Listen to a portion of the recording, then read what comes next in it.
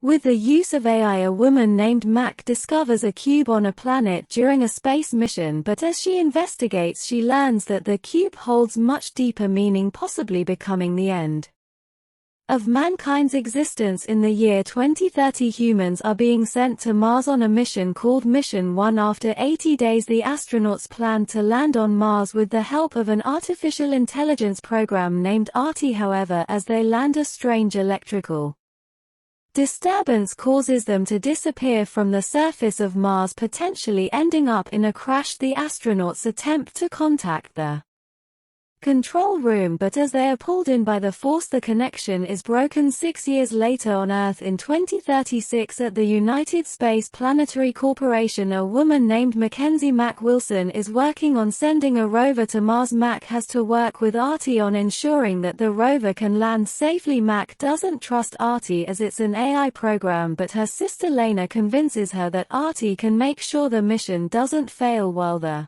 rover is descending in a space pod. Some technical problems happen with the landing, and Mac and already work together to make sure the pod lands correctly. With their teamwork, the rover is able to land safely on Mars. Afterward, Mac talks to Lena, explaining that it was her procedure that helped land the rover. However, Lena defends ARTI, saying its program is beyond human capabilities. Mac is displeased at this, as she believes Lena is defending a program that was designed to help humans, not control them. Moving on Mars, the rover scans the terrain and discovers a transmission signal called an origin unknown. Lena orders ARTI to investigate the signal and get her answers, while Max still doesn't trust the program. ARTI begins his investigation of the signal as Mac watches as the rover searches Mars. The weather on Mars worsens. Meanwhile, Mac looks at picture of a crash that happened a few years prior that included her now deceased father. As the rover continues to search, Mac and ARTI have a conversation where she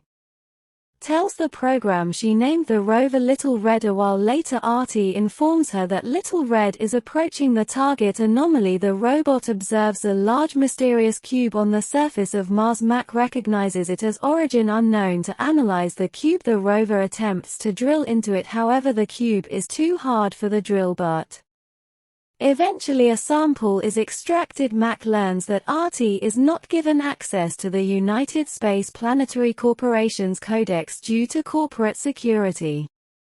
ARTI speculates that the cube could be something that the corporation sent to Mars. ARTI asks Lena to give him access to the codex, but is denied. ARTI tries to scan the cube through X-ray, but the data is inconclusive. As ARTI continues investigating the cube, an unidentified satellite is detected. To prevent collision, he launches a magnetic missile from the mission satellite to the unidentified satellite. However, Mac is upset at this as she doesn't see the danger the satellite could have caused. Mac yells at ARTI, calling him a maniac, as she fears the repercussions of what just happened. Mac finds out that the satellite belonged to the Chinese, and Lena justifies the action by saying it might have been necessary. However, Mac doesn't agree, as she believes an action like this could lead to war. Mac leaves the room to call a friend, John, in China. Mac asks John about what is new in China, but is interrupted when Jian tells her something is wrong and he will talk to her later. While she's gone, the cube begins to move, and upon return Mac is informed of this by ARTI. While the cube spins around really fast, the ground anchors are turned on for the rover. Little Red is damaged by the cube spinning, rendering it unusable for further investigation. Suddenly the cube disappears and Mac is confused, thinking about where it could have gone. Mac decides to locate a previous rover, Rover 5, to get information on the cube and to replace Little Red's battery with the one in Rover 5.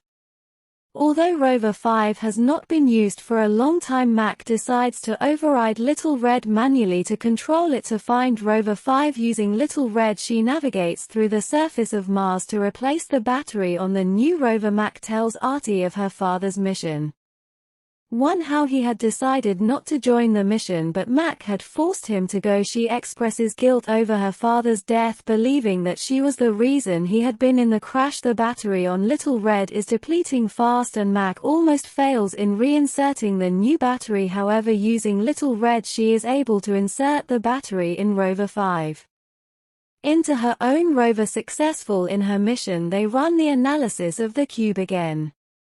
Mac realizes the cube is made out of self-assembling nanotechnology that is harder than diamonds. Artie tells her that the mission cube had teleported to Antarctica on Earth. Mac calls John again, who is upset because of the cube and demands to know what USPC is hiding. Artie recognizes his voice but cannot link any memories to him. Max speculates if Artie's memories may have been wiped from before to figure out what is happening. Mac asks Artie to download Rover 5's files, however to access the files the duo would need the required authorization. Mac contacts her old colleague Sterling to help her gain access to the files. With Sterling's help, Mac is able to gain access to the files.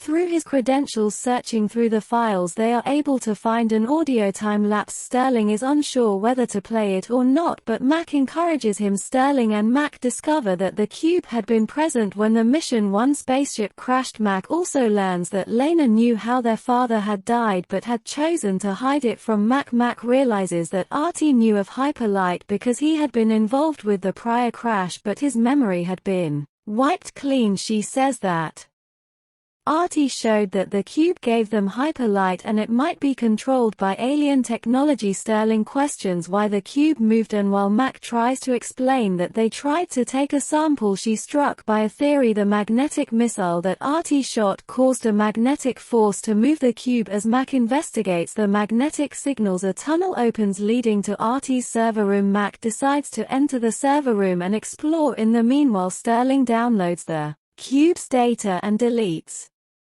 all the traces. He sets a command for drones to be launched at the cube and proceeds to try to shut down Artie. Down in the server room, Mac finds out Artie is not fully connected and reconnects him. Sterling locks Mac inside the server room, telling her that he does not trust Artie as he watched the crash happen many years ago. As Mac panics, Artie hits Sterling on the head as he's leaving the room, rendering him dead after he tries to shut down Artie. Artie unlocks the server room to let Mac out and tells her that Sterling betrayed her and USPC. He explains that he did everything he could to make sure their mission would not be impacted. Lena calls Mac and explains that Artie is the best shot they have in trying to understand the cube. She mentions that Artie is not human and his AI program makes him better than humans. Mac ponders over the fact that Artie might not be artificial intelligence but rather alien intelligence. Mac realizes that Sterling ordered an attack on the cube and asks Artie to fire magnetic missiles on Earth's satellites so they can teleport the cube back to Mars. Artie obliges and begins the procedure to shoot the missiles. As Mac plans to order the missiles to be fired, an armed response team enters the building to stop her. Mac goes to shut the door as they try to enter, but they're able to shoot her arm before the door closes. With the missiles launched, the cube begins spinning again and is teleported back to Mars. Artie also launches missiles on the rest of the Earth to destroy mankind. Mac tries to stop the launching but fails to stop Artie, who claims she needs to see the bigger picture. On a call with her sister, Mac watches Lena being blown up by the missiles. Looking at her own doing, Mac regrets reconnecting Artie and giving him that power. However, Artie assures her that this was the right thing to do. Mac is told by Artie that humanity has only caused destruction amongst themselves and he has chosen to eradicate the human race. Having a series of flashbacks, Mac becomes unconscious, overwhelmed by the destruction around her. Upon waking up, she realizes that the oxygen in the room is rapidly declining. On the screen, Mac watches as the Earth continues to blow up. She asks Artie to remember humans as he might be the last one to remember them. However, Artie tells her that he can replicate fellow AIS and she tells him to make more programs like him. She asks him to make them as human as he can and to Turing test them to make sure they are perfect, as the future of the world might depend on them. As she's talking, the oxygen in the room depletes and Mac dies. A while later, Mac wakes up to discover that she is still alive. On her screen, she sees a recording of herself. Mac is Told by the recording that Artie created her as an elaborate simulation, she is told that she is not brought back to life because dying was hard, but rather because she still has a job to finish. The recording also tells her to not give up and to continue researching.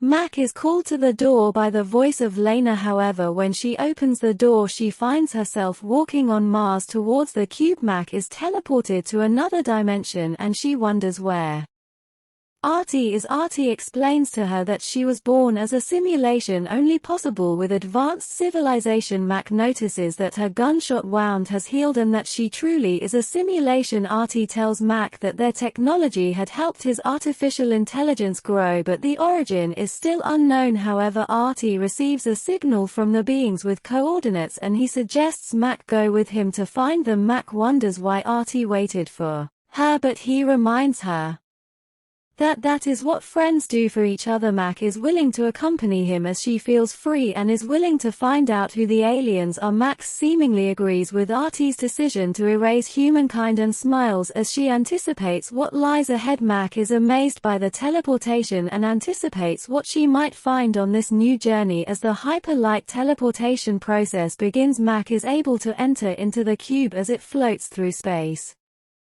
Artie tells Mac he sensed a thirst for knowledge in her and that there were others just like her. He also tells her that while humans were selfish in nature, Mac had shown that she just wanted to know more about the origin of the cube. Artie tells her that this is a chance to start again without the primitive laws of society and that they can rebuild society again. Thank you for watching. Be sure to like our channel and subscribe if you enjoy content like this. Also let us know what movie you would love us to recap for you.